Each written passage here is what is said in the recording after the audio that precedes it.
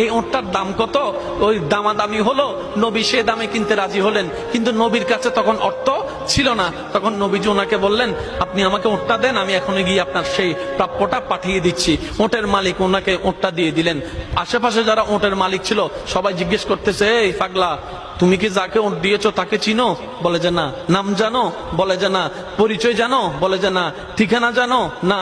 তো তুমি যে ওঁটটা দিয়ে দিলা, উনি যদি ওঁটের টাকাটা না ফাটায় তখন তো তুমি লসের মধ্যে চলে যাবা। সে ওঁটের মালিক বলে, এত সুন্দর নুরানি চেহারাওয়ালা কখনো বাটপার হতে পারে না, কখনো চিটার হতে পারে না, কখনো মিথ্যুক হতে পারে না।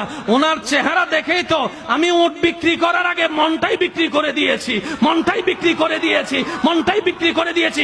তোমরা যাই বলো, আমার মন বলে উনি আসবেই আসবে, টাকাটা পাঠাবেই পাঠাবে।